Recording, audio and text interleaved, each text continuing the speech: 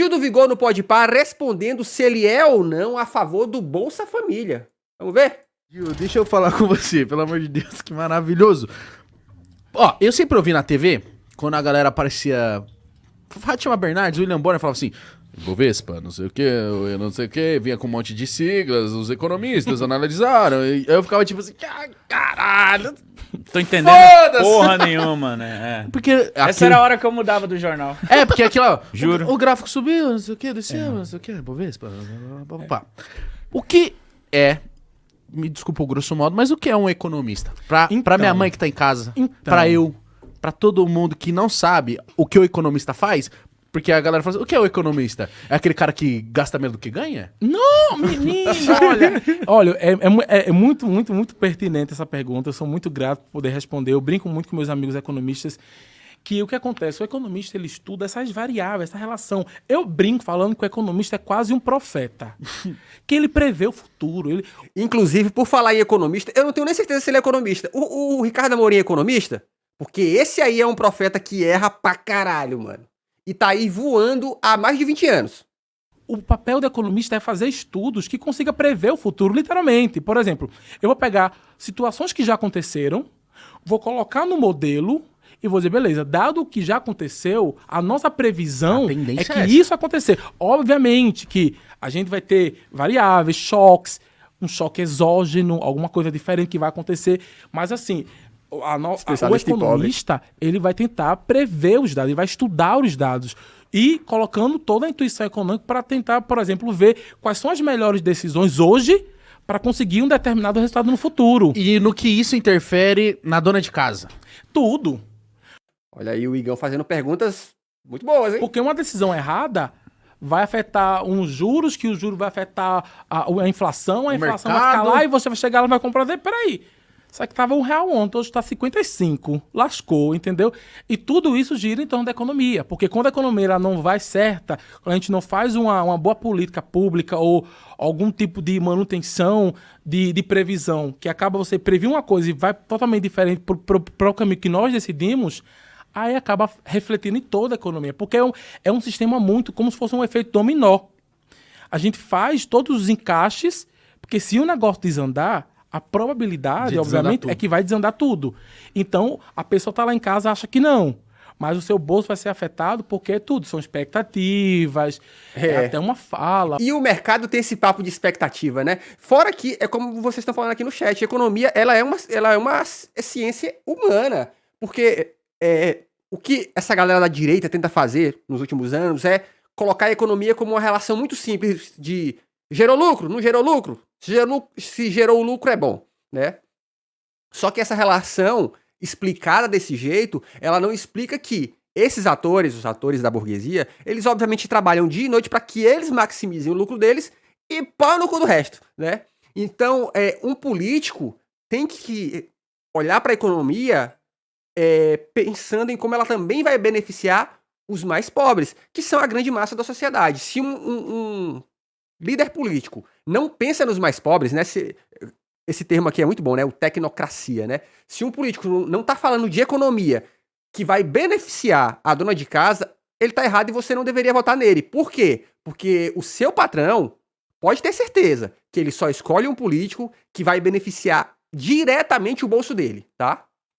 Uma conversa, uma postura. A gente está falando sobre um cenário que a gente está trabalhando uma economia aberta que se relaciona com outras. Então, por exemplo, uma expectativa pode gerar uma crise. Alguém começa a falar por outro assim, olha, isso vai acontecer tal coisa, negócio ruim vai acontecer, nem que seja uma mentira total, mas se todo mundo acreditar naquela mentira e começar a ter um efeito em massa daquilo, das expectativas, isso já é suficiente para gerar uma crise. Então, isso assim, na economia acontece muito. Isso na economia acontece muito. Né? Por isso que é tão importante debater a questão da informação, das pessoas entenderem as informações, para a gente analisar e alinhar as expectativas. Quando o povo fala, o mercado mercado está com expectativa. Então, tudo isso tem toda uma questão, um cenário, que as pessoas conversam, isso geram previsões, e essas previsões elas são feitas com base em resultados anteriores para que a gente consiga prever as coisas que vão acontecer e começar, de fato, a tomar as decisões mais coerentes para o nosso cenário atual. Eu queria te perguntar justamente isso. Como é que tá a economia do Brasil, mano? Então, eu tô esse um ano agora, né, vigorando Longe, no PhD, eu tô um pouco longe, eu tô ainda me Ó. informando.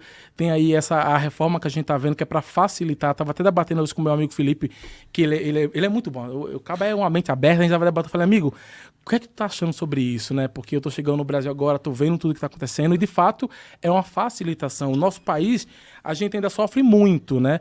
Com essa questão das distorções, desses problemas que tem pela burocracia, pela dificuldade do entendimento. Por exemplo, a questão, quando a gente trabalha com taxação no nosso país, é muito difícil de entender as regras que vão ser aplicadas, tem uma regra para um município, para outro. Então, tudo isso dificulta. Um sistema que facilita... Olha, eu vou falar pra vocês. Eu acho que sim. Qualquer sistema que facilite um pouco a compreensão das regras de imposto, eu acho que ele é interessante. Entretanto, no entanto, contudo, todavia, porém, eu também acho que em muitos casos isso é conversa pra boi dormir, tá? Porque assim, quem foi que disse que você deveria saber detalhes de tudo quanto é imposto? Imposto que muitas vezes você nem paga. Eu acho que isso é papinho, gente. Sério mesmo. Honestamente. Aí, ó, vou dar um exemplo. A gente paga a conta de energia. A gente entende todos aqueles impostos que estão na conta de energia? Tipo assim, pra onde eles teoricamente vão? Não. Mas a gente paga. Empresas grandes, elas têm, por exemplo, departamentos inteiros para cuidar disso. E elas não têm departamentos inteiros porque elas simplesmente precisam, tá? Elas têm departamentos inteiros porque, inclusive, elas usam essas mentes desses departamentos para poder economizar no imposto. Eu conheço empresas que elas se dividem em 10 ou 20 CNPJs diferentes para poder pagar menos imposto. Então eu acho que esse discursinho do vai facilitar o lance do imposto único, eu acho que isso é meio papo, tá? Olha, ó, eu trabalho no setor fiscal e, sim, é uma legislação para cada estado. Então você tem que saber sobre 27 regulamentos. Mas isso não é só no Brasil, né? Isso, até os Estados Unidos aí, que a galera puxa tanto o saco, ele também tem regras de imposto para estados diferentes, né? Então, assim... Sei não. O maior imposto é o lucro do trabalho, que o trabalhador não recebe do empregador, né? Exato. Reduz também custo, porque tempo é dinheiro no nosso país.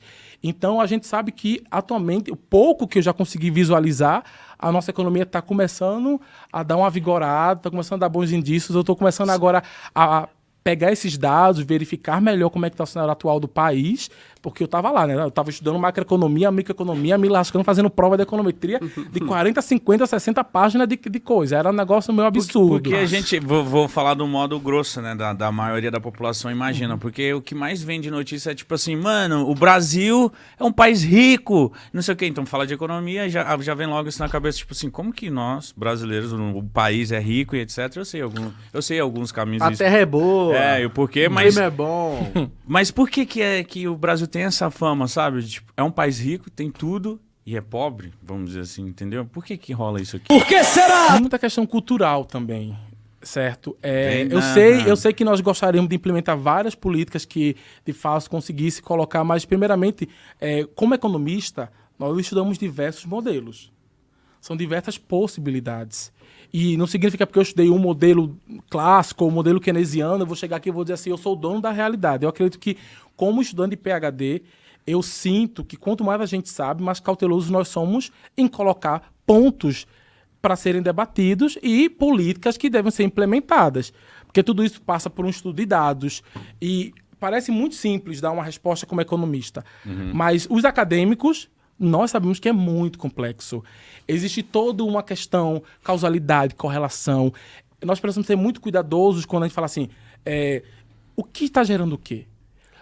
Qual é o cerne do problema? De onde vem esse problema? E tudo isso requer anos. Tem gente que passa 2, 3 anos estudando para responder uma pergunta básica e simples. Na verdade, não, né, Gil? Aqui nesse caso, a gente sabe muito bem qual é o problema. O problema é que, infelizmente, por estarmos nesse sistema, onde quem nos paga é a classe que vai ser atingida pela nossa resposta, a gente tem que dar a resposta pisando em ovos. O problema, concentração de renda. Só que se eu falo isso, geralmente quem tá te pagando, né, que é esse grande empreendedor, ele fica putaço. Como assim? Concentração de renda. Que é isso? Eu trabalho, né? Consegui tudo com o meu suor. Aí o suor dele foi grilagem de terra. Enfim, então a gente sabe muito bem qual é o problema. Que muitos falam, mas era óbvio. Não é óbvio. Porque existem vários fatores, várias coisas que se interligam e é muito complexo. Mas eu acredito muito que o nosso país precisa, primeiramente, começar a trabalhar mais a educação e educar as pessoas. Porque se nós conseguimos nos educar em base, vai ser muito mais fácil a gente conseguir implementar políticas que, de fato, vá levar o nosso país para um crescimento mais acelerado. Exatamente, porque é aquilo que a gente estava falando antes, né? Tipo, a galera... Os populares mesmo não sabem o que é economia.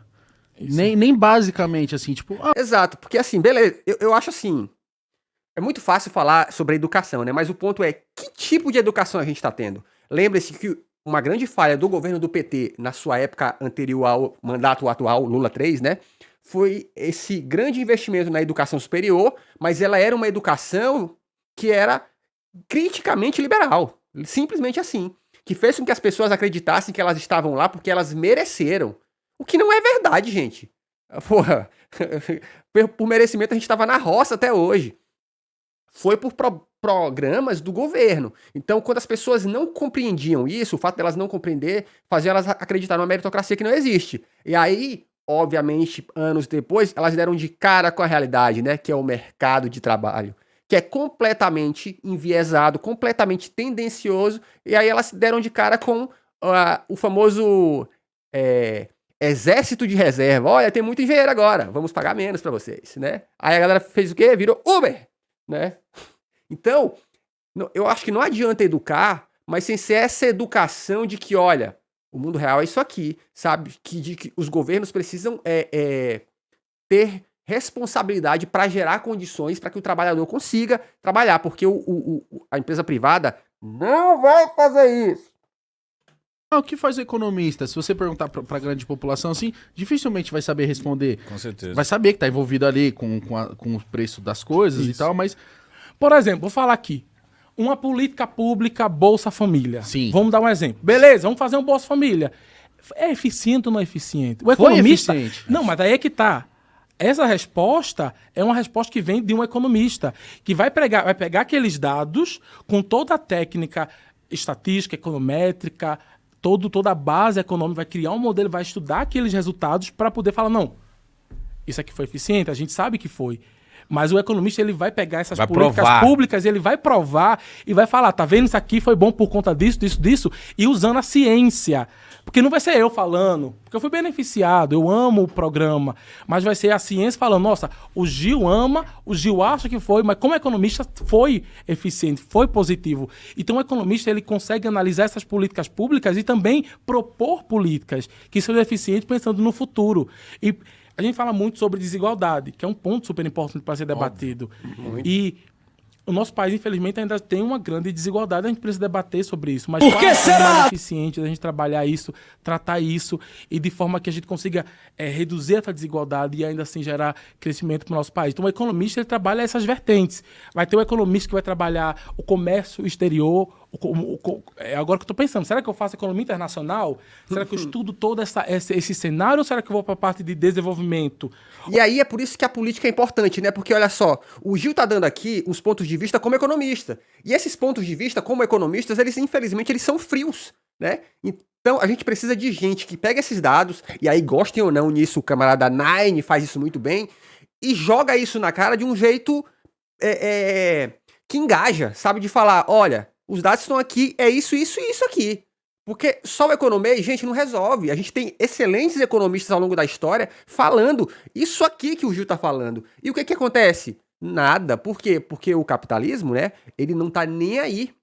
Ele quer sugar o máximo possível enquanto for possível e depois, tchau, obrigado, né? Você sabe o que é capitalismo? Aí a gente vê aqueles papinhos de brasileiro que fica, o Brasil está intancável, vou para os Estados Unidos, né?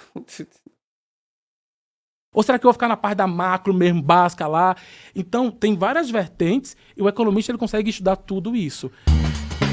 Pois é, eu acho que é isso, cara. Eu acho que sim, a economia, ela dá essas respostas, mas a gente não pode ser inocente. Porque a gente tem visto o que a direita tem feito, né? É pegando pequenas informações pinçadas e falando de um jeito muito contundente e fazendo as pessoas acreditarem. Até vou falar uma história pra vocês. Ontem eu tive a chance de conversar com uma amiga que, defensora, voltou no mito, né?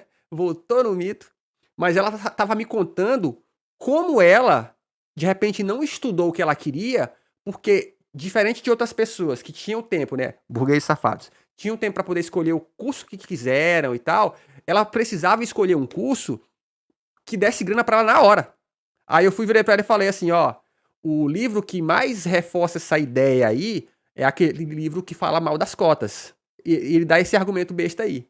Então, ainda que ela seja alguém que ainda não consegue enxergar, mas ela já tá vendo no mundo real que a meritocracia não existe. Se inscreve no canal porque aqui tem vídeo todo dia.